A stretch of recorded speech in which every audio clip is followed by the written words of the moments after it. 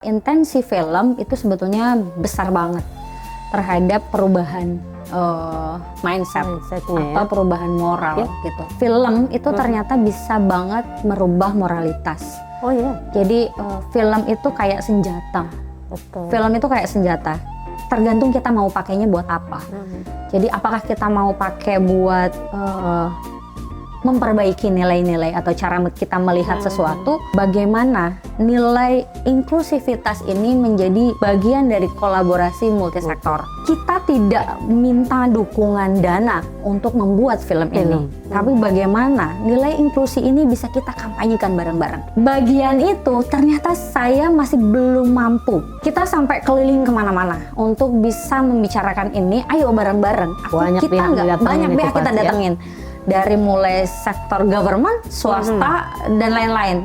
Stakeholder ya, Semua stakeholder kita kumpulin. Gimana caranya kita berkolaborasi membicarakan nilai inklusi? Karena nilai inklusi ini bukan cuma soal physically lagi.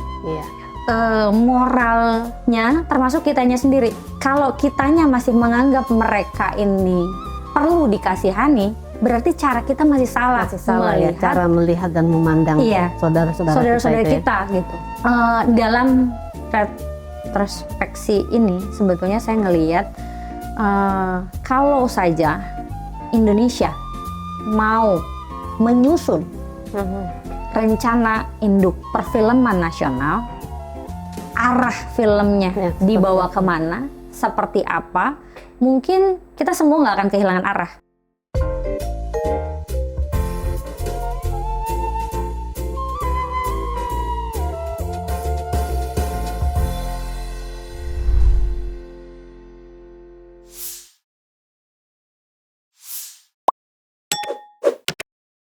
Halo Sobat WR Podcast, kita kembali di Ngobras, Ngobrol Kebangsaan ya. Kali ini di studio WR Podcast ada tamu yang luar biasa ya, Sobat WR yang luar biasa.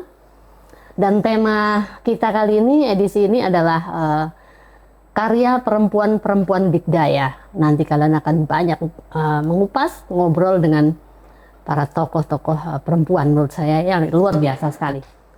Pagi ini beliau ini datang dari Bandung. Coba tebak nih siapa nih? Sineas muda yang luar biasa, filmnya mengilhami kita semuanya. Mbak Anggi Friska ini. Halo Mbak Anggi, selamat pagi menjelang siang ini ya. Terima kasih banget ini. Jauh-jauh dari Bandung ini ya. Ini muter terus Mbak Anggi ini ya, sutradara muda yang luar biasa karyanya. Tapi sebelum itu karena dari Bandung nih aku mau buatin minum ini buat Mbak Anggi nih. Mau apa ini teh? Aku punya banyak sekali ramuan. Apa tuh? Ramuan yang oke deh. Mau secang, merah, atau kalau untuk perut sih kayaknya biasanya jahe pandan deh. Boleh dicoba? Oh ya? Ini biasanya buat apa? Buat perut kita enak, entengan. Dari Bandung naik apa nih tadi, Mbak Anggi? Mobil. Terus aku lupa, kirain hari Senin kan. Wah, mobil ganjil nih gitu. Padahal ini hari Minggu. Minggu ini kita ya. Minggu mau bebas dari apa? Ganjil genap. Sekarang lagi sibuk apa nih, Mbak Anggi? Aku sekarang ini lagi, kita masih muter-muterin Tegar ya di festival ya internasional, sama kebetulan lagi nulis buat film lanjutannya. Lanjutan Tegar ya. Jadi berseri di Tegar ya. Di berseri ya. Effortnya luar biasa untuk Tegar ini. Dan film yang sangat-sangat inspiring banget. Jadi awalnya dulu aku nonton Tegar itu, aku tuh sebenarnya diundang sahabat baik lah, seorang teman untuk Mbak datang di premier film katanya kan. Nah cuman kan apaan ini, karena kan sebenarnya saya juga udah jengah ya dengan film-film kita ini. Film-film kita ini kan kebanyakan genrenya masuk genre horor semuanya. Aku sih nggak takut setan, cuman takut dengan pikiranku sendiri. Nah waktu itu diundang, datanglah aku ke salah satu premier Tegar itu, dan itu apa ya, nangis gue jujur nonton film itu. jadi menguras emosi banget. Dan ada satu hal yang membuat aku pasca nonton film Tegar itu, aku merasa bahwa malu saya dengan diri saya sendiri gitu loh. Maksudnya yang Tuhan berikan sesuatu yang utuh luar biasa, dan gue sangat malu melihat betapa effortnya Tegar, betapa antusiasnya Tegar untuk menghadapi semua masalah yang ditimbulkan, bukan hanya untuk oleh dirinya ya, di luar itu. Dan itu luar biasa. Aduh, speechless aku kalau ngomong soal Tegar ya. Tapi oke Mbak Anggi, ini kan aku pingin sebelum ngomong banyak tentang film-filmnya nih, aku pingin ngobrol dulu dengan Mbak Anggi nih. Sepertinya nih Mbak Anggi nih orang yang tahu persis apa yang dimauin sobat. Jadi biasanya nih kalau kita itu sekolahnya apa, kerjanya apa, jurusannya apa begitu kan. Nah, Mbak Anggi ini aku ngeliat ini sangat linear banget ini. Masuk dari IKJ ya, sekolah di IKJ, lalu menekuni sinematografi dan dunia film, menghasilkan karya-karya yang luar biasa. Bisa cerita nggak Mbak? Apa memang dari kecil pengennya, aku kayaknya mau jadi sutradara deh, mau bikin film deh, atau gimana nih Mbak Anggi? Enggak, kalau dari kecil, jadi kalau dari kecil tuh sebetulnya cita-citaku tuh pengennya jadi pilot. Wah, pilot ya? Sama astronom. Astronom. Jadi maksudnya kecil tuh kayaknya ngelihat sesuatu yang bintang gitu ya, astronomi, planet gitu, itu sesuatu yang mengagumkan gitu. Terus sekolah di SMA juga jurusannya IPA. Paling suka memang fisika sama matematika gitu. Meskipun nggak pinter-pinter amat sebetulnya, cuma suka aja gitu. Nah, waktu lulus itu tantangannya gitu ya, tantangan yang ditanya sama orang tua itu, kamu mau sekolah di mana, kamu mau lanjutin di mana gitu. Terus yang kebayang di kepalaku adalah gimana caranya aku nggak kerja di kantoran. Jadi sebenarnya cuma itu dari SMA tuh cuma itu, gimana caranya aku nggak kerja di kantoran gitu. Rasanya nggak pengen gitu, kerja kantoran tuh nggak pengen gitu. Terus dengar dari teman-teman di sekolah, ada tuh IKJ kalau mau gini, apa sih ya IKJ gitu ya. Apa IKJ? Oh, kesenian, seni gitu. Oh, ya mungkin lah dicoba gitu ya, kayaknya menarik nih gitu. Dulu tuh memang juga suka nonton. Iya, hobi lah kalau kita ya. Hobi lah ya kalau nonton gitu, hobi nonton. Terus lantas akhirnya kepilih, terus aku ambil tes itu di pariwisata, NHI, sama di IKJ. Aku bilang tunggu dulu, kalau jadi yang lulus duluan NHI gitu. Jadi kata ibu udahlah masuk aja katanya gitu kan. Ntar dulu kalau di IKJ-nya nggak lulus baru kita ambil NHI gitu. Jadi cuman aku akhirnya lulus di IKJ, masuk. Terus orang tua juga dulu kan IKJ nggak kayak sekarang ya, maksudnya suasananya gitu, apa namanya?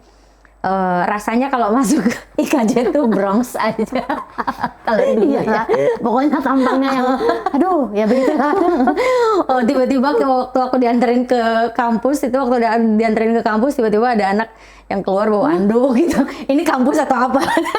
Kampus sama kos-kosan nggak beda jauh ini, langsung nggak tahu ya dulu. Nah cuman di situ aku akhirnya dikasih kepercayaan sama orang tua, yang penting kamu bertanggung jawab sama apa yang kamu pilih gitu. Ya. Nah dari situlah sebetulnya aku ngelihat, oh maunya jadi apa gitu ya. Di situ kan mayornya jurusannya apa gitu ya. Gak ada lagi yang aku tahu film, ya cuman tahu ya sutradara aja. Jadi aku tulis aja sutradara gitu. Lama-kelamaan ternyata di kampus itu hal yang paling menyenangkan maksudnya karena waktu itu sutradara tuh aku rasanya gini, kayaknya sutradara ini harus belajar hidup.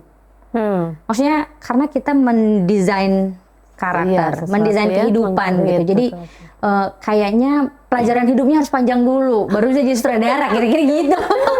Kan nggak harus yang masuk sutradara harus yang senior tua gitu ya, susah juga ya. Dulu mikirnya gitu kan. Gitu ya. Cuman akhirnya ada yang menarik, ternyata sinematografi itu hubungan erat sama fisika, kimia, matematika gitu kan. Itu yang akhirnya aku tertarik nyambung karena backgroundnya IPA. Terus akhirnya sinematografi itu erat ya, ada fisika, kita bicara fisika, lensa, terus lighting dan lain sebagainya. Akhirnya aku menekuni lah sinematografi.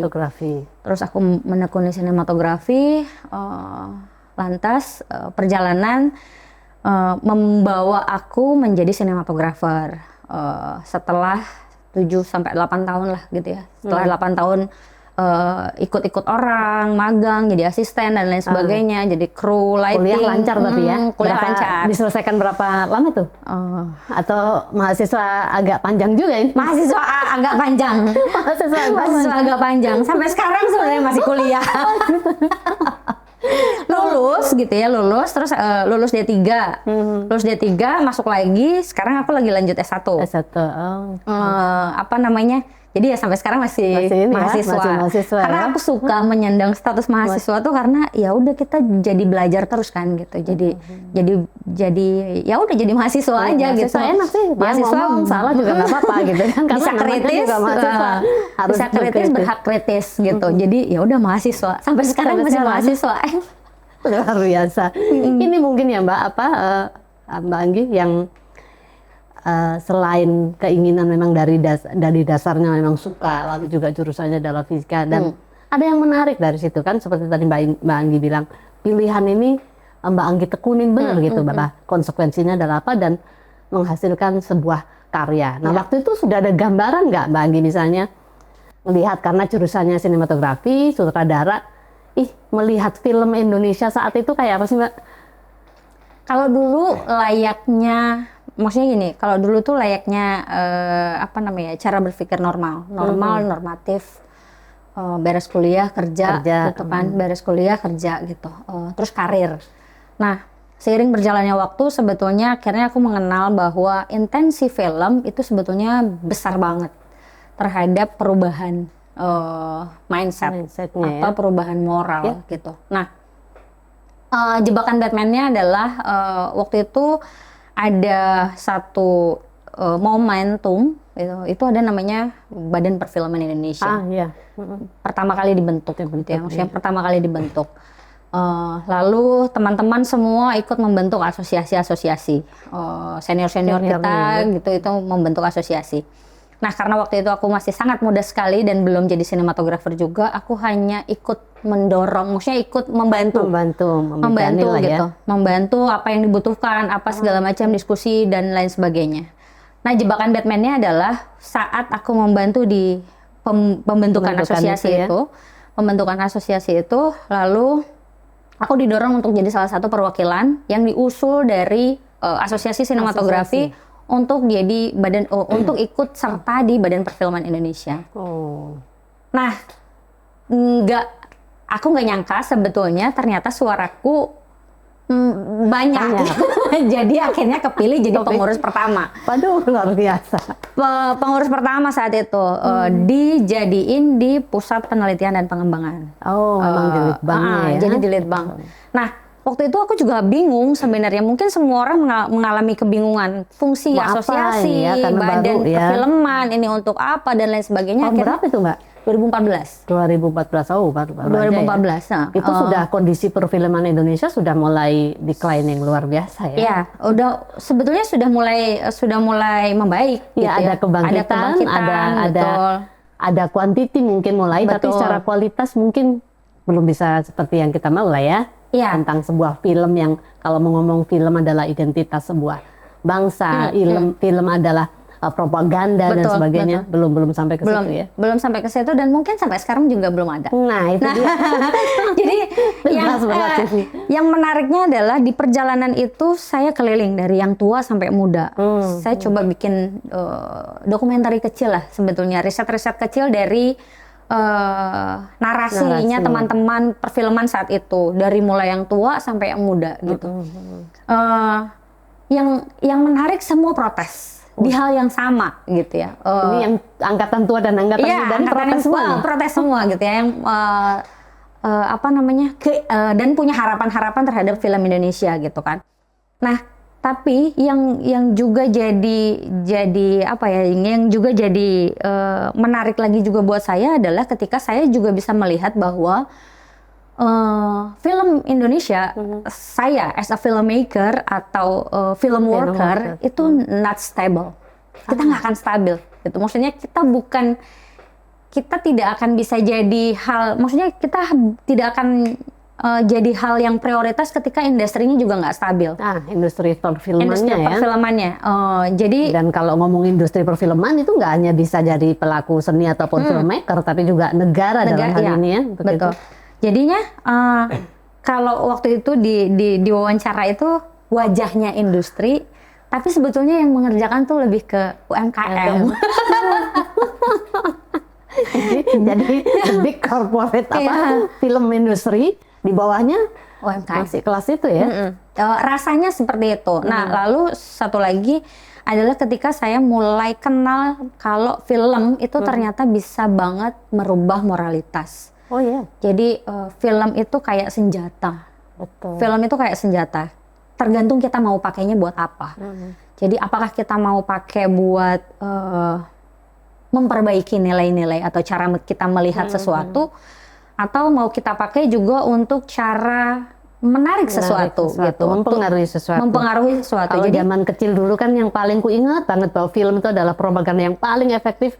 Kalau dulu kecilnya kita kan ada film G30 SPKI misalnya yang semuanya wajib tonton. Nah, tapi konteks negara waktu itu melakukan internalisasi nilai dan sebagainya, it's okay pada saat kalau kita melintasi Orde Baru ya, melalui film saat itu ya. Nah, sekarang dengan kondisi keterbukaan yang luar biasa tanpa batas ini, praktis memang insan-insan film seperti Mbak Anggi ini dibutuhkan keperpihakannya sepertinya ya. Dan aku sih tidak meragukan sama sekali kalau dari cerita Mbak Anggi itu tadi kan, luar biasa bahwa ada misi yang dibawa sebagai seorang filmmaker ya.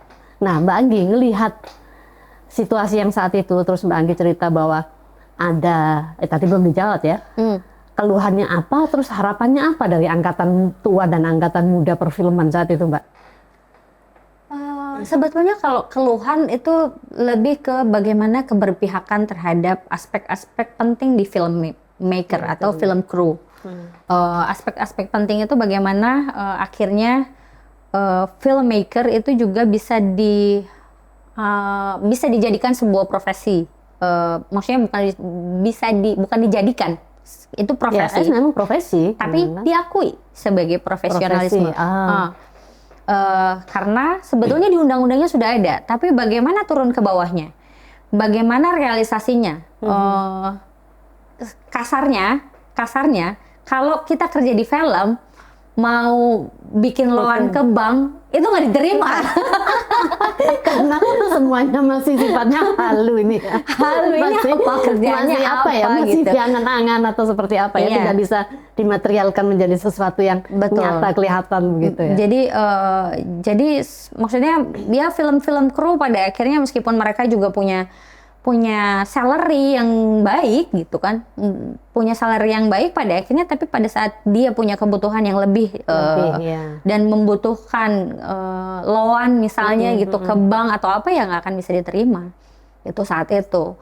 Terus bagaimana status-status kita itu ya diakui. Terus ke depannya lagi adalah bagaimana masa kerja kita atau masa pensiun atau apapun itu gitu. Jadi yang perlindungan termasuk kepada pekerjaan film dan sebagainya ya. Karena kan itu juga sama sebenarnya kalau kita mau bikin sesuatu, mengkreat sesuatu kan di lapangan akan menemui banyak kendala, mungkin juga accident dan sebagainya ya. Mungkin ini benar ya bahwa negara memang juga harus mulai sedikit lebih banyak memperhatikan konteks industri perfilman, karena kalau mau tadi kita bicara soal film adalah alat ataupun menjadi sebuah identitas diri bangsa dan sebagainya, ini hal yang paling efektif sebenarnya ya. Jadi kalau sekarang ini banyak ngomong pencitraan dan sebagainya, sebenarnya justru dari film ini loh sebenarnya yang bisa dilakukan kalau kita mau ngomong soal masifikasi nilai kebangsaan misalnya. Nah Mbak Anggi, tadi kalau hidup Mbak Anggi ini linear banget ya, dari semuanya, dari sekolahnya, pilihannya, cita-cita, dan sangat menikmati sekali untuk menjadi filmmaker. Film-film Mbak Anggi juga luar biasa sekali ya. Ada sebuah film yang aku turut mengamati waktu itu, Negeri Dongeng. Ini ada sebuah kisah perjalanan tentang 7 sahabat ya, dan itu mengeksplor semua kekayaan Indonesia. Ini menjadi sesuatu hal yang bisa membangkitkan nasionalisme dan sebagainya. Nah, apa nih Mbak motivasi ataupun inspirasi Mbak waktu itu, atau mungkin kegelisahan apa yang membuat seorang Anggi sampai kayaknya aku perlu deh bikin film ini karena Indonesia udah kayak gini. Nah, apa ini Pak inspirasinya? Sebetulnya itu salah satu apa ya, yang menggerakkan gitu ya, yang menggerakkan hati saat itu adalah hanya ingin memastikan, hanya ingin membuktikan bahwa bagaimana kita menggunakan tools film itu menjadi sebuah gerakan. Jadi film as movement ini ya? Ya, jadi bagaimana bagaimana menggerakkan anak-anak muda lewat film. Bagaimana itu bisa dibuktikan gitu lewat gerakan-gerakan yang kita lakukan gitu. Nah, kebetulan memang saat itu pencarian pertamanya adalah cinta. Memang cintanya nggak ada habisnya. Cintanya nggak ada habisnya. Kalau kita bicara cinta negeri, cinta bangsa, semuanya dasarnya cinta. Dasarnya cinta. Jadi sebetulnya kan pertanyaannya muncul dari dalam diri kita sendiri. Kita tinggal di Indonesia, terus kita apa sih sebetulnya yang menarik dari nilai-nilai yang bisa kita bawa gitu. Yang aku ingat adalah waktu kecil, aku kan tinggal di kampung di kaki gunung. Itu ada satu kerinduan tentang arti gotong royong. Jadi mungkin ngerasa aus gitu ya. Kok malah nggak ada sekarang ini gitu. semakin berkembang zaman, orang semakin individualitis dan melupakan kebersamaan dan sebagainya. Mulai ngerasa sendiri-sendiri, mulai ngerasa sendiri-sendiri, terus ya pattern-pattern itu tadi gitu. Habis kuliah, kerja itu habis itu apa gitu. Terus kok nilai-nilai yang kita dapat tuh juga nggak ada gitu. Ketika kita tinggal di Indonesia yang katanya Indonesia ini kaya. Nah, akhirnya itu yang sebetulnya menggerakkan, mencari nilai gotong royong. Dalam sebuah film gitu. Nah, nggak tahu idenya gimana saat itu, yang pasti adalah melihat Indonesia berarti melihat peta geografisnya. Nah, kita ngelihat peta geografisnya, habis itu masuk ke nilai-nilai kebudayaan. Nilai-nilai kebudayaan itu adalah akhirnya aku menemukan 7. 7 itu kalau kayaknya nih friend. 7. Jadi ini mendapat pelajaran ini nih gue kuliah ini. Jadi angka 7 ini jadi konsep awal gitu. Terus akhirnya aku ngelihat satu bacaan wayang saat itu. Wayang ya. Pendakian apa ya? Lupa aku. Dari wayang ini. Dari wayang. Pendakian di Mahameru. Aduh, kok tiba-tiba ngehang. Lupa nanti kalau ingat aku ini. Nah, tapi dari situ sebetulnya akhirnya aku ngelihat angka 7 ini jadi peganganku aja gitu. Angka 7 ini jadi peganganku bagaimana ngelihat perjalanan lewat angka 7. Jadi ada 7 puncak gunung tertinggi di Indonesia. Berarti ada 7 daerah yang harus kita kunjungi gitu. Berarti ada 7 orang juga yang harus berangkat untuk melakukan perjalanan ini. Nah, dari sini biasanya kalau orang kan 7 mata air gitu ya, ini 7 gunung gitu. Atau mungkin memang hobinya ini, hobinya naik gunung. 7 gunung. Terus akhirnya aku juga ngeliat ada banyak hal yang sebetulnya bisa kita kumpulkan dari situ. Yang awalnya idenya bikin film, tapi akhirnya ini bisa menyatukan banyak sekali anak-anak muda lewat film ini. Dan memahami bagaimana cinta itu tentang melihat, merasakan dan bergerak. Jadi prinsip aksa gitu ya, mata ya. Kita melihat itu jadi hal yang penting gitu untuk memunculkan rasa cinta. Lalu ngerasain gitu. Kita dekat dengan mencerna ya masyarakat. Akhirnya kita tahu apa yang sebetulnya dirasakan sama masyarakat. Lalu apa yang bisa kita lakukan? Kita bisa gerak dan menggerakkan gitu. Nah, yang saya sempat merinding sebetulnya dalam proses itu adalah ketika saya buat momentum Sumpah Pemuda di Bundaran HI. Waktu itu aku juga dari film Negeri Dongeng itu ya. Dari film Negeri Dongeng ini itu. Orang kalau ngomong biasanya nih orang-orang ini kita tuh kalau merasakan cinta tanah air itu ketika kita di luar negeri. Tapi justru kalau Mbak Anggi ini mencintai tanah airnya tuh justru dari perjalanan atau penjelajahan gunung-gunung itu tadi ya? Ya. Nah momen ini tuh bisa, yang aku nggak expect sebetulnya ini bisa terjadi gitu. Jadi di luar ekspektasi. Di luar Mbak, ekspektasi. ya? Jadi kita bikin konfigurasi Indonesia yang A-nya itu terakhirnya di Jakarta.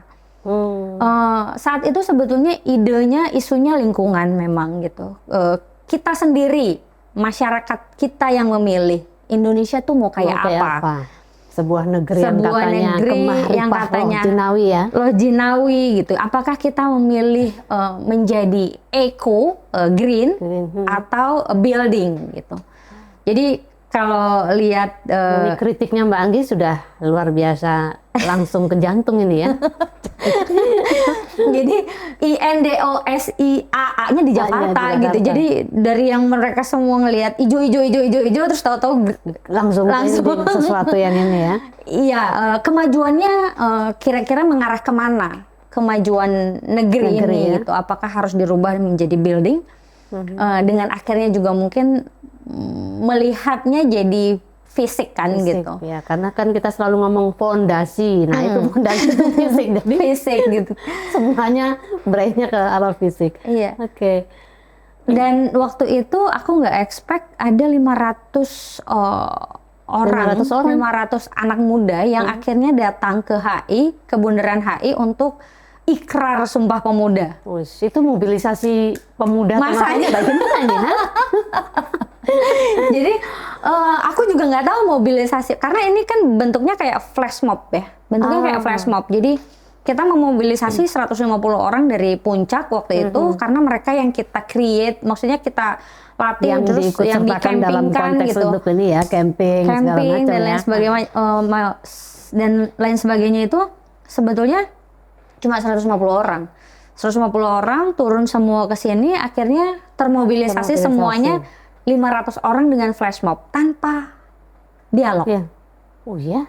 Tanpa HT, tanpa teriak-teriak, tanpa ini apa gitu. Jadi gerakan kebatinan nih jangan-jangan, karena memang batinnya sudah sama untuk Indonesia saat itu ya. Jadi waktu itu yang menarik itu akhirnya mereka semua ada beberapa yang memang kita bagikan kaosnya supaya mereka semua pakai baju merah dan supaya teridentifikasi mana yang ikut atau enggak gitu kan. Terus akhirnya sampai itu semua jalan, kaosnya udah habis, aku tuh cuma gini doang. Terus tiba-tiba semuanya kumpul, jadi konfigurasinya ada huruf A dan benderanya panjang banget itu Tahun berapa itu, Mbak? 2017 atau 2016 gitu. 2016 kayaknya. 2016. Karena 2017 filmnya tayang. Jadi itu 2016. 2016. Aduh, ini kalau zaman sekarang, zaman apa nih pemilihan kepala daerah, gawat, jangan begini ya Mbak. Jangan kalau gini. Waktu itu kan kita gini, gitu ya. Kita bisa ngumpulin masa. Orang bisa ngumpulin masa tanpa mobilisasi yang ini di luar nalar, di luar nurul ini. Terus habis itu ya semuanya akhirnya ikrar Sumpah Pemuda dengan di situ di Bundaran HI itu ya. Di Bundaran HI. Jadi dan itu yang kita mobilisasi, maksudnya kita mobilisasi itu kan 500. Di luar itu kan mereka semua nonton. Pasti nonton ya. Yang nonton itu juga ikrar Sumpah Pemuda. Wah, inilah ya. Ini sesuatu itu ya, yang maksudnya itu yang selalu aku ingat sih.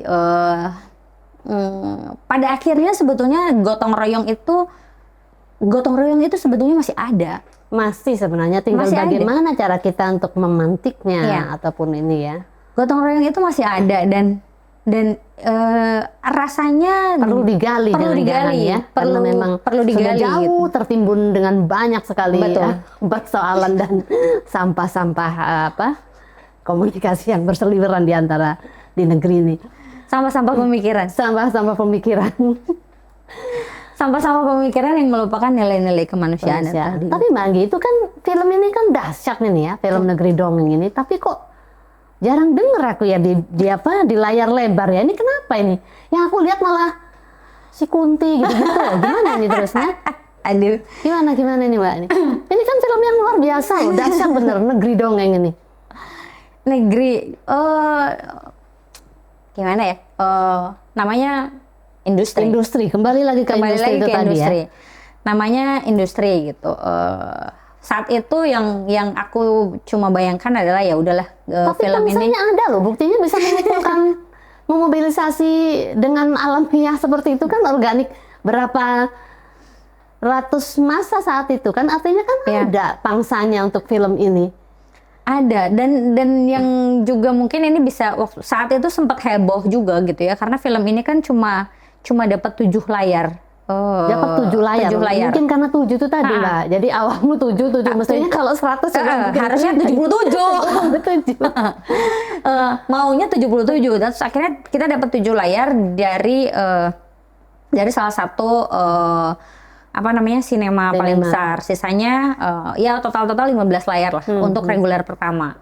Nah, di reguler pertama itu akhirnya kita juga bisa tetap memobilisasi massa kan. Jadi di awal-awal itu semua bioskopnya penuh. Jadi akhirnya kita ditambahin. Tapi memang karena pelan-pelan effortnya juga kan lumayan lelah ya gitu. Effortnya lelah ya gitu untuk mengumpulkan massa yang terus-menerus gitu.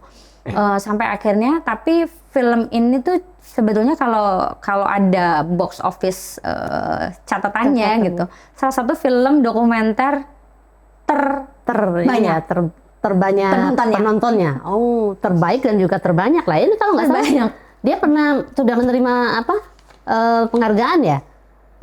Negeri Dongeng nominasi ya, masih masuk nominasi ya? Masuk nominasi aja. Nominasi aja begini, gimana kalau ini ya?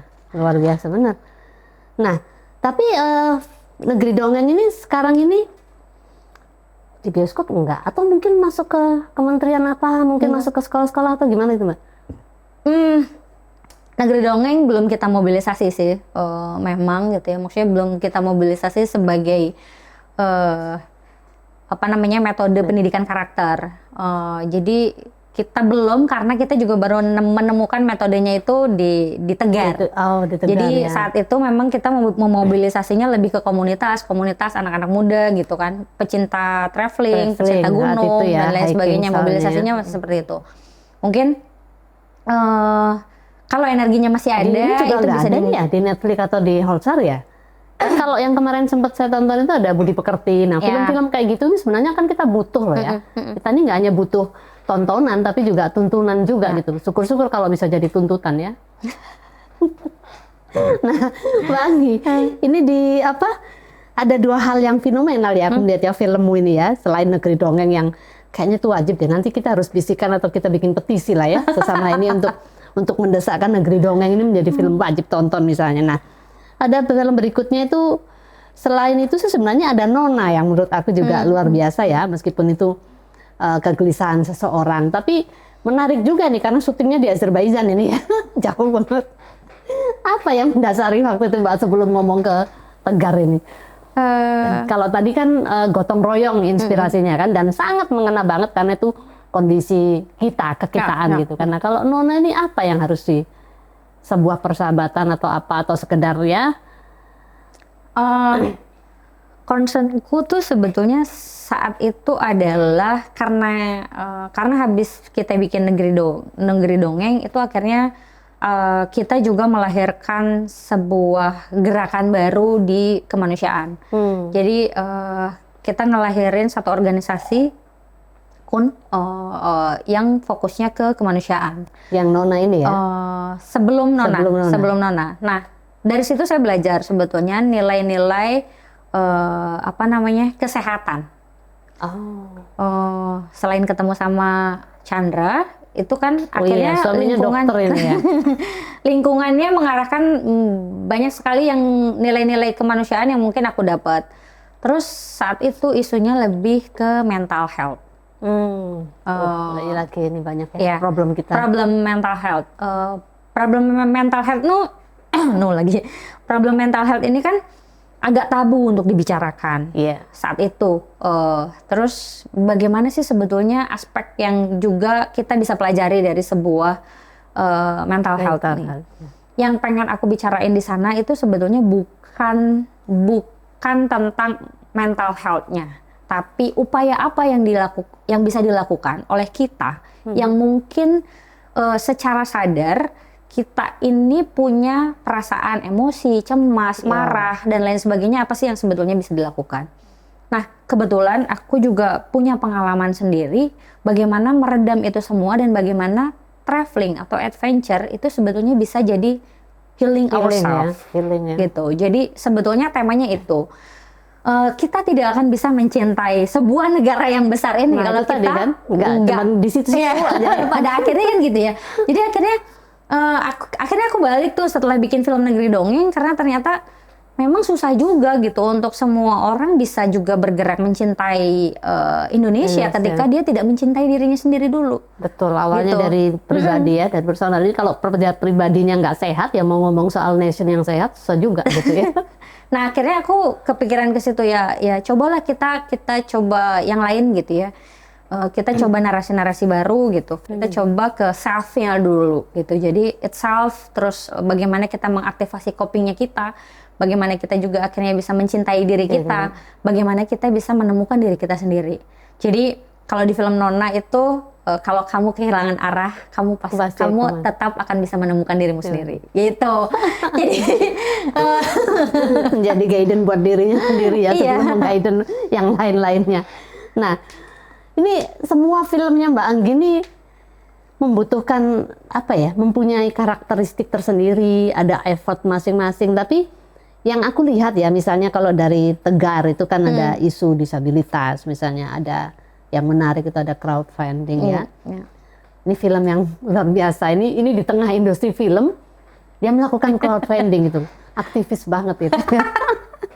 Terus syutingnya juga 6 hari waktu COVID itu ya, 2020 ya, dan menemukan Tegar dan juga melatih Tegar untuk berakting dan sebagainya.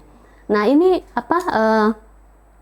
film-filmnya Mbak Anggi ini kan film-film yang berkarakter ya, seperti yang saya sampaikan tadi, berkarakter dan selalu juga terbentur dengan industri film dalam tanda petik tadi. Tapi Mbak Anggi ini luar biasa karena memang pantang menyerah ya, banyak hal yang dilakukan. Nah, termasuk aku pengen dengar cerita tentang filmnya Tegar itu, Mbak. Kan itu crowdfundingnya luar biasa. Bahkan ini bocorannya ya, suaminya itu sudah pernah ampun-ampun itu. Ini film yang terakhir kalau nggak sukses selesai. Nah, dan ternyata di luar ekspektasi. Banyak hal yang di luar ekspektasi dari Mbak Anggi ya. Luar biasa, Tegar ini sudah sampai jalan-jalan ke Eropa ya, aku dengar ya. Apa Mbak saat itu? Benturan apa yang diterima saat itu ketika memunculkan soal Tegar? Ini di luar soal inspirasi ya. Kalau inspirasi kan kembali ke diri kita. Tapi di luar itu apa penghalang ataupun tantangan memproduksi film Tegar ini? Iya.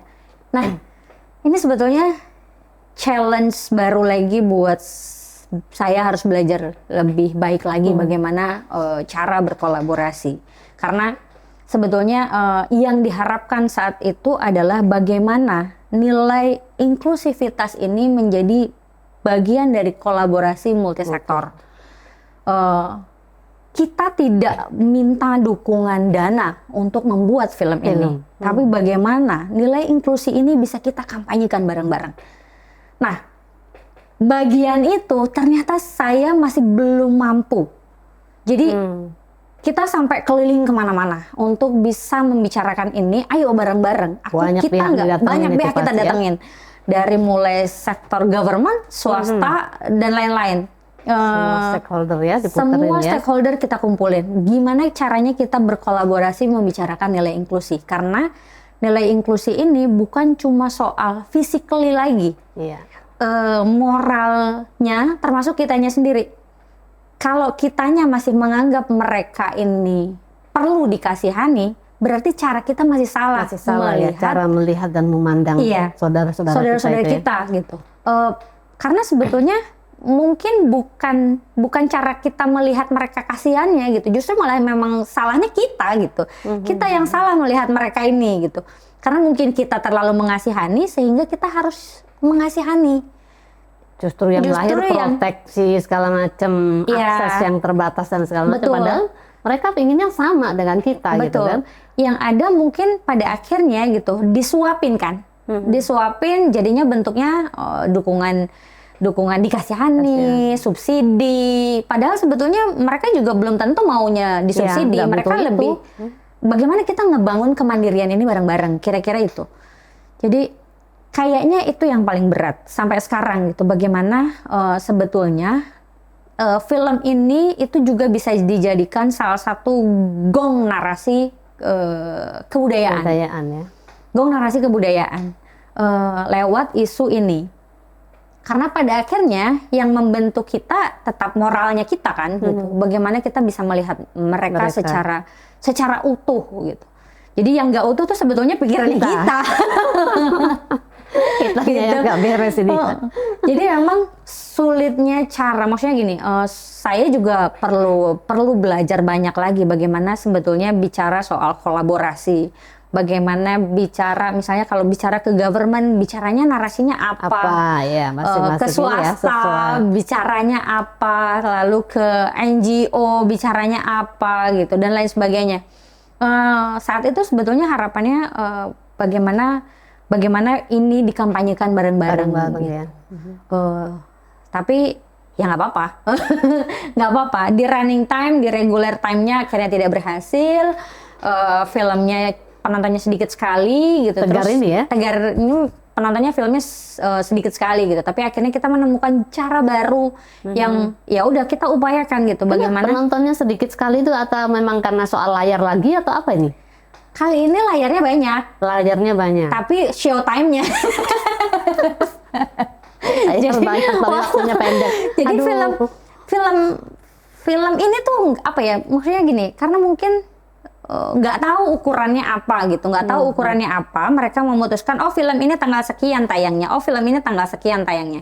Padahal sebelumnya film Tegar ini punya data riset dari mulai segmentasi penonton, segmentasi penonton, waktunya mungkin ya, waktunya, hari apa.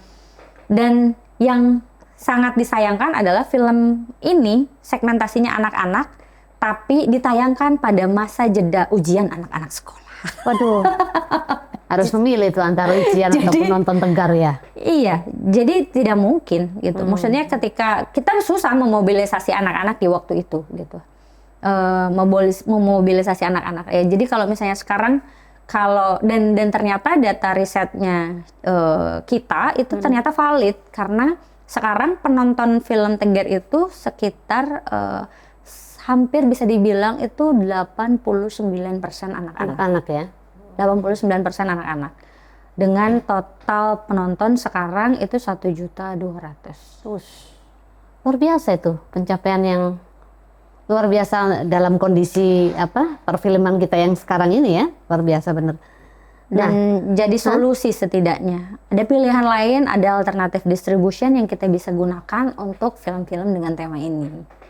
Banyak sih ininya ya, tapi tadinya sih aku mau nanya ke Mbak Anggi alasan kenapa memilih film genre film yang nggak populis misalnya kan, tapi ya dari jawaban Mbak Anggi tadi kita tahu lah bagaimana idealisme Mbak Anggi harus diwujudkan dan sebagainya. Nah terus ini Mbak, kalau melihat tadi Mbak kan bisa memotret Mbak Anggi nih, problemnya tuh di sini loh, apalagi tadi dari asosiasi kan. Problem industri perfilman tuh di sini. Ya nggak apa-apa sih kita ngomong sebuah industri itu kan benefit dan sebagainya, tapi kan ada nilai yang harus kita masukkan dari film-film kita. Nah, apa ininya Mbak Anggi? Entah harapan atau saran atau apa, karena kan pakar bener kan Mbak Anggi dan melalui prosesnya, bukan hanya teoretikal tapi prakteknya Mbak Anggi juga melalui semuanya itu. Benturannya, kesulitannya. Apa Mbak harapannya? Kalau negara itu mesti ngapain misalnya kan, stakeholder yang lain mesti ngapain kalau kita memang bener-bener mau ya, punya niat yang sama bahwa film ini adalah tools kita untuk melakukan internalisasi nilai, kebangsaan dan sebagainya. Karena dari semua film Mbak Anggi tadi ini mengandung nilai-nilai kebangsaan yang selama ini banyak kan kita cuman ngomong, tapi Mbak Anggi sudah memberikan sebuah tuntunan untuk itu. Gimana Mbak Anggi? Izin spoiler ini sedikit. Jadi beberapa waktu lalu sempat saya diajak teman-teman Kemenpora untuk nulis sedikit. Jadi dia ada beberapa seniman untuk nulis kacamatanya dia tentang kacamata kita tentang perspektif seni. Gitu. Saya bikin tulisan judulnya kebudayaan adalah film sebagai gerakan kebudayaan masa depan. Film sebagai gerakan kebudayaan masa depan. Nah, dalam retrospeksi ini sebetulnya saya ngelihat kalau saja Indonesia mau menyusun rencana induk perfilman nasional, arah filmnya dibawa kemana, seperti apa, mungkin kita semua nggak akan kehilangan arah. Kita semua filmmaker. Kita pernah punya arah, Mbak? Hah? Pernah punya arah itu? Gak ada. Jadi belum ada memang. belum pernah punya arah. Jadi menciptakan arah baru gitu. Jadi arahnya mau dibawa kemana sebetulnya? Satu-satunya produk seni yang ada undang-undangnya itu cuma film. Sehingga kalau misalnya memang mau diatur seperti apa harapannya. Sehingga pengaturannya juga akhirnya merujuk kepada ekonominya, bisnisnya, industrinya, gitu. Tapi kalau seandainya ini udah ada undang-undangnya, bisnisnya memang sudah ada, tapi yang ngatur dewe-dewe gitu ya susah. Yang ngatur tergantung bisnisnya gitu. Artinya yang punya kapital besar dia yang berkuasa gitu. Jadinya penguasaan itu tergantung siapa yang punya. Bukan hanya sumber daya alam kita saja loh yang disandra oleh oligarki ataupun pemodal ini ya, tapi semuanya. Sektor itu termasuk sektor film yang juga menjadi basically untuk kita ngomong soal kebudayaan. Gitu. Jadi miris juga nih ya. Jadi kalau aja itu ada, semua akhirnya juga bisa diatur. Artinya daerah juga punya tools, punya cara gitu. Bagaimana kita membongkar narasi-narasi apa sebetulnya yang pengen dibangun gitu. Kita selalu, lagi-lagi kita selalu berkaca sama Hollywood. Kita berkaca sama Korea nih gitu. Sekarang ini kan? Sekarang gitu. Kita berkaca sama Bollywood bahkan gitu misalnya gitu. Tapi ya apa yang dikacamatai gitu. Apa yang dikacamatai jelas kalau Amerika itu produk filmnya heroism. Oh sangat heroik banget. Semua coba lihat aja kalau film-film Amerika tuh berapa kali tayangan Amerika misalnya benderanya muncul berapa kali ya kan? Selalu ada nilai-nilai itu di perang-perang Vietnam, padahal faktanya enggak. Jadi dan mungkin yang ditiru lagi gitu ya, lihat tuh teknologinya, lalala dan segala macam gitu ya. Jangan lupa kita ketinggalan 100 tahun. Teknologi itu. Kalau kita quote unquote gitu ya dari kacamata asosiasi aja. Asosiasi American Cinematographer Society itu umurnya udah 100 tahun. Asosiasi film Indonesian Cinematographer itu baru 14 tahun. Jadi kita tuh masih muda banget. Masih unyu-unyu bener ya. Nah, jadi yang memang perlu kita gali lagi adalah akarnya. Sebetulnya mau dibawa kemana si film Indonesia ini? Kita tuh mau jadi produk. Misinya apa? Visi kedepannya seperti apa? Kita mau nggak jadi corong kebudayaannya? Kita mau nggak film Indonesia tuh jadi brandnya Indonesia? Karena dari film itu kan pada akhirnya bisa meningkatkan devisa negara, bisa meningkatkan macam-macam. Banyak. Kalau seandainya memang jadi fokus utama terhadap narasi-narasi yang mau dijual di Indonesia tuh apa gitu. Semua akhirnya punya arah. Jadi tidak berdasarkan segmentasi. Jadi nggak berdasarkan tren. Misalnya mungkin Mbak sempat mengalami masa tontonan film saat itu semua orang bikin dari novel. Iya ya, based on novel semua. Based on novel, diangkat dari novel. Semua. Sekarang ada yang laku apa based on horror semua pasti akan digali. Begitu terus dan itu akan terus-terusan begitu karena nggak punya arah. Ya seturut pasar aja ya, tapi jadi sebenarnya kan kita juga harus mendikte pasar atau kita harus juga mempengaruhi pasar, mestinya kan itu ya. Capek tapi ya. Aduh, capek nih. Maksudnya ya apa namanya ya, seberapa banyak orang yang mau apa ya, terus gitu ya. Iya. Terus-terusan ada di situ gitu. Kalau mungkin kita nemu pola baru. Kita nemu pola baru, tapi kalau untuk masuk ke pasarnya gitu, ke pasar ini, ya belum tentu sama gitu. Ya. Tapi kita kan membuat skema baru, menemukan solusi baru dari apa yang kita lakukan gitu. Dan ini tiap ini berbeda-beda ya? Ya, dan tiap ini berbeda-beda. Jadi saya rasa itu sih ya. Jadi juga tidak melihat film ini cuma sekedar produk entertainment. Ya, tapi nggak hanya tontonan aja gitu loh, tapi ada hal yang menjadi pembelajaran, ya kan, menjadi sebuah kesadaran untuk menggugah sesuatu dan banyak hal sebenarnya. Ini sangat efektif loh ya kalau memang negara ini benar-benar nggak abai ya tentang kebudayaan. Seringkali kalau kita ngomong kebudayaan itu kan yang ada dalam pikiran orang artefak, begitu-begitu kan, padahal tarian, ya kan. Padahal ini yang paling efektif untuk bicara persoalan nilai-nilai dan sebagainya. Nah Mbak Anggi, ini kan aku dengar nih, Tegar ini kan akhirnya menjadi teman Tegar. Banyak sekali ada di mana teman Tegar, ada di mana namanya spesial se-Indonesia Raya nih nanti teman Tegar. Lagi syuting apa di kayak mana ya? Baru mau. Jadi kita baru mau syuting di kayak mana?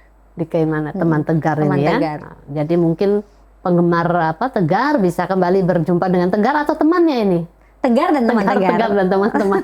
Tegar dan teman-temannya. Nah, Mbak, kalau tadi Mbak bicara banyak yang harus dikulik dari Mbak Anggi ini ya, karena luar biasa sekali semangatnya dan semoga ini juga banyak mengilhami senias-senias muda ya tentang karya dan sebagainya. Tapi Mbak, tadi kalau Mbak bilang bahwa sudah negara melakukan ini, ada regulasinya dan segala macamnya. Banyak nggak sih teman-teman Mbak Anggi, maksudnya di kalangan filmmaker ini yang juga punya senafas lah misalnya kan? Dan kenapa mesti harus juga larut seperti yang tadi kita sampaikan kan, arut mengikuti pasar dan sebagainya. Atau kita minum dulu nih Mbak Anggi. Rasanya kalau sudah ngomong soal itu berat juga ya. Kalau mau diiniin pakai gula, enak juga. Hangat ini, sehangat pembicaraan kita tentang film dan budaya ini. Saya rasa banyak ya yang mungkin juga ikut sama-sama berjuang gitu. Cuma mungkin nggak seberisik saya. Ini kalau berisiknya mendidik ini nggak apa-apa. Kadang-kadang kalau saya juga kalau kadang-kadang saya juga terlalu keras, mungkin terlalu keras bersuara, terlalu keras protes gitu. Terus beberapa faktor gitu, saya juga pernah mendorong gitu teman-teman untuk terus bergerak sebetulnya dari kacamata filmmakernya. Jadi ketika kita ngelihat aspek penting dalam positioning filmmaker dan studio film gitu. Jadi sebetulnya posisinya sejajar kok. Ada layer-layer yang sebetulnya sejajar. Karena kalau kita juga mengedepankan, kalau sekarang kan yang sering dinaik-naikkan itu hak kekayaan intelektual. Iya. Seberapa besar sih sebetulnya nilai intelektual kita itu sebetulnya dinilai atau dirasa itu jadi penting untuk sebuah film gitu. Ini menarik sekali gitu ketika saya mulai terjun ke dunia bisnisnya, meskipun saya bukan pebisnis. Jadi emang cuma pengen ngulik gimana caranya filmmaker ini, meskipun mungkin produser nggak punya uang gitu ya, terus gimana kita cara berbisnisnya, bagaimana kita mengentertainnya, bagaimana kita kolaborasi. Ya sekarang eranya kolaborasi. Kalau lu nggak punya duit, ya kita kolaborasiin. Gak punya duit, tapi kalau punya jejaring itu nilainya sama. Kalau kita punya skill, kita punya tapi skill kita ini bisa juga dinilai sebagai salah satu normatif tabungan kita gitu ke depannya gitu. Nah ini juga jadi narasi yang juga menarik gitu buat sebetulnya kalau misalnya kita nggak bisa, kenapa nggak kita lakukan ini? Kita bisa menginvestasikan jasa kita. Karena dengan ibarat Untuk kata konsultan ini ya, setidaknya misalnya kan. iya, ibarat kata, contoh sederhana nih Mbak, punya uang, filmmakernya nggak ada, filmnya jadi nggak? Nggak jadi. Tapi kalau ada filmmaker nggak punya uang, masih bisa. Sudah dia buktikan itu soalnya. jadi sebetulnya memang ya mungkin butuh keberanian aja untuk bisa lompat ke area itu gitu. Butuh lompat ke area itu, tapi mungkin karena juga sudah terlalu lama ya.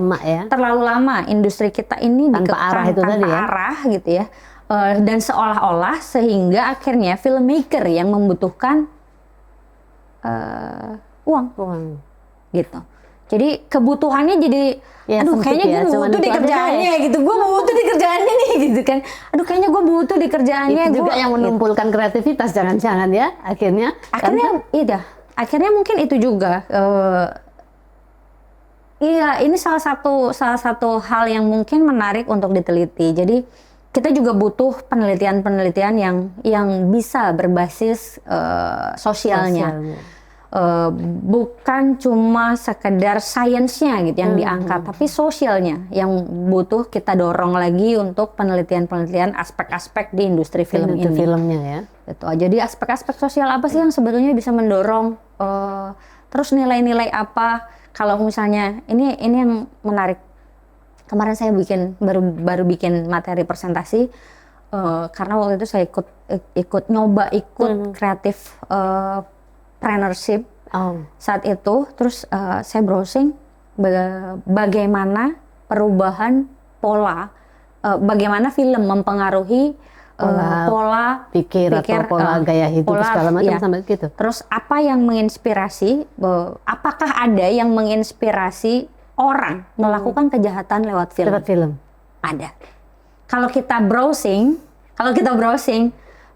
hampir rata-rata, bukan hampir rata-rata, banyak yang terinspirasi lewat film horor untuk membunuh. Aduh, serem banget ini ya. Ya kalau kita browsing itu mereka bunuh itu gara-gara nonton film horor.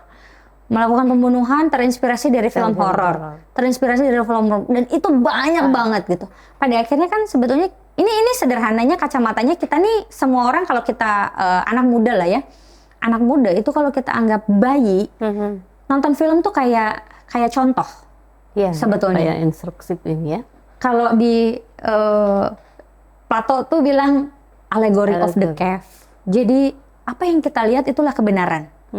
Jadi kalau seandainya gitu, semua orang menganggap film itu adalah kebenaran unconsciousness-nya gitu, berpikir bahwa itu benar. Itu karena cara kerja otak kita ini kan dia tidak pernah melihat hal negatif. Yang dia tahu itu positif aja, semua positif gitu. Jadi apa yang kita lihat, kalau itu jadinya perintah ke badan kita, terus kitanya nggak sadar gitu ya, ada ketidaksadaran yang mengganggu kita, yang akhirnya membuat itu jadi mengarahkan kita perintah. Untuk perintah. Ini yang menarik sebetulnya dari hipnotis semua orang. Gitu. Jadi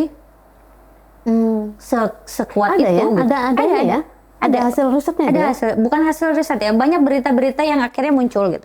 Nah ini yang perlu lagi diriset gitu. Nilai-nilai sosial itu yang perlu diriset. Ya aku jadi ingat beberapa tahun yang lalu tayangan Smackdown itu kan, yang banyak anak-anak kecil juga menirukan itu sebagainya kan, tayangan-tayangan itu. Ya. Jadi mirip memang seperti itu. Jadi kalau kita berharap generasi emas, nggak cemas ya, generasi yang nggak cemas gitu ya, dan nggak cemas, tontonannya ya harus yang bermutu, yang harus jangan membuat cemas. Tontonannya jangan juga menjadikan itu kegelisahan. Harus memberikan sebuah harapan, harus memberikan sebuah mimpi untuk diraih dan sebagainya. bukan nggak boleh, tapi kita Ya dikurangi lah ya. Kita nggak ini juga sih, namanya ini perlu juga. ya entertainment Atau gitu ya. jangan-jangan ya kayak genre horor itu mungkin bisa juga itu Atau kan mungkin jati diri bangsa itu setan-setan itu kan. atau mungkin ya perlu ditingkatkan adalah literasi filmnya gitu. Bagaimana sebetulnya cara kita membaca film, literasi film yang pada akhirnya memang perlu dikedepankan lagi gitu. Ada guidance kalau film ini seperti ini, Ya. film ini seperti ini begitu ya. Jadi butuh banyak penelitian juga sih, maksudnya kalau aku ngerasanya kita nih kekurangan peneliti film di Indonesia. Indonesia ya. Gitu, yang melihat aspek-aspek sosialnya dari nilai-nilai film itu sendiri. Bagaimana sih sebetulnya film itu, bagaimana pengaruh film itu terhadap generasi, betul. bagaimana pengaruh film itu terhadap bagaimana era ini mempengaruhi generasi apa, bagaimana era ini mempengaruhi generasi apa gitu ya. Mungkin Tapi dari asosiasi itu mungkin Mbak Anggi bisa ini ya, dari kelompok ataupun kalangan filmmakernya ya. Sementara kalau riset-riset yang lain mungkin kita harus perlu berkolaborasi dengan pihak-pihak lain kalau kita mau ngomong soal ini. Betul. Dan memang harus melakukan sebuah, kayaknya kita perlu bikin petisi kali ya habis ini ya. petisi apa? Untuk mengingatkan negara bahwa ini loh, mana arah filmnya, kita tagih aja arah filmnya seperti apa. Karena kalau mau ngomong itu kan nggak hanya sekedar film, tapi ngomong soal kebudayaan loh ini, ngomong kebudayaan nasional dan sebagainya. Miris banget kalau dengar dari cerita Mbak Anggi tadi ya. Ya, kalau kita tanya lagi mana rencana induk perfilman nasional gitu. Yang ya kalau kita bilang ada di undang-undangnya ada, tapi sampai mana gitu. Yang kita selalu sering ngiri kan, wah ini banyak kan K-pop masuk di sini. Kita sudah ini, dunianya sudah kena kini, tapi kitanya sendiri nggak membuat benteng ataupun kita nggak membuat pagar diri kita sendiri seperti apa. Tapi kalau di kalangan filmmakernya sendiri optimis ya bisa melakukan itu, tinggal bagaimana stakeholder yang lain ya, termasuk cara pandang kita terhadap industri yang perfilman itu seperti apa. Betul. Ya pasti semua filmmaker berharap gitu ya, berharap semakin baik gitu, berharap semakin baik meskipun secara kacamata sekarang ukurannya masih di jumlah penonton. Sekarang kan bentuk apresiasinya adalah jumlah penonton. Iya, semua selalu diukur itu ya. Gitu ya. Ukurannya itu gitu. Tapi coba kita lihat lebih jauh lagi atau lebih luas lagi gitu tentang aspek sosial yang terjadi di industri ini. Jadi memang kalau kita bongkar lagi aspek sosialnya pasti banyak sekali luka-lukanya. Kayaknya apa off airnya nanti kita perlu bikin FGD khusus ini tentang film dan kebudayaan. Baik Mbak Anggi, ini sudah melewati ini saking asiknya pada ngobrolnya kita kali ini, ngobrol kebangsaan. Mbak Anggi, closing statement Mbak Anggi. Tapi sebelum itu aku mau nanya deh, ini kan Anggi Friska nih. Orang selalu manggil Cumit, ini apa nih Mbak? Mungkin apa Sobat WR Podcast juga mau pengen tahu nih sobatnya. Cumit itu apa ini? Apa ya? Atau panggilan kesayangan di dunia film nih? Iya kayaknya ya. Maksudnya gitu nama ya? ngetren aja di film film gitu. ya? Jadi kan kalau dulu nama Anggi itu kan banyak. Nama Anggi itu banyak di film, di industri film ini nama Anggi itu banyak gitu. Terus itu nama film banget lah ya. gitu ya. Anggi gitu ya. Ada Anggi Nun, ada Anggi Umbara, ada Anggi Friska gitu ya. Tambah lagi ada Anggi lain, yang lain-lain gitu. Tapi kebetulan waktu itu nama ini tuh masuk waktu ospek di IKJ itu. IKJ, Mata Seni waktu itu namanya. Kita nggak nyebut ospeknya, Mata Seni. Jadi waktu Mata Seni, terus kayaknya banyak nama Anggi, terus senior-seniornya juga Anggi gitu kan. Terus akhirnya digantilah sama mereka gitu, jadi namanya Cumit. Cumit, lu cumit aja deh, cumit katanya.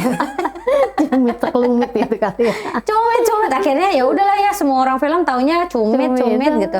Bahkan mereka nggak tahu Anggi mana? Cumit, Cumit gitu. Lebih ngetren Cumit ini ya. Lebih ngetren ini karya ininya. Baik, gimmick nih, jawab cepat. Jawab cepat nih. Kan biasanya melihat dari sisi kamera ya, melihat kamera, melihat dunia nih. Jawab cepat, Bollywood atau Hollywood? Bollywood. Teguh Karya atau Mira Lesmana? Teguh Karya. Hiking or diving?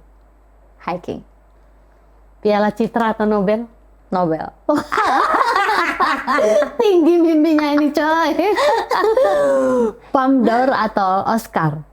Palme d'Or. Wow, ini memang klasik banget ini Mbak Anggi nih.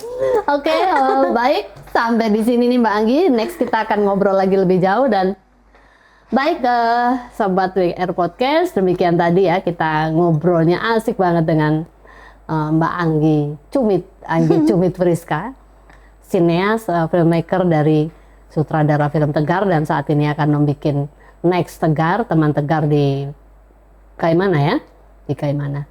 Banyak hal yang kita dapat dari obrolan kita kali ini, dan juga banyak sekali PR tentunya tentang industri perfilman kita, dan juga tentang kebudayaan jika kita akan bicara persoalan nilai-nilai kebangsaan kita. Yang pasti untuk generasi ke depan, tanpa menyerah, semangatnya pantang menyerah, terus melakukan hal yang terbaik dan menggali semua nilai-nilai luhur dari negeri dan bangsa ini yang memang luar biasa untuk kita kedepankan. Oke, Sobat WR Podcast, di sini dulu, dan kita akan lanjut next nanti dengan perempuan-perempuan dikdaya lainnya, berikut juga dengan karya-karyanya. Saya Wahyun Revi, salam dikdaya.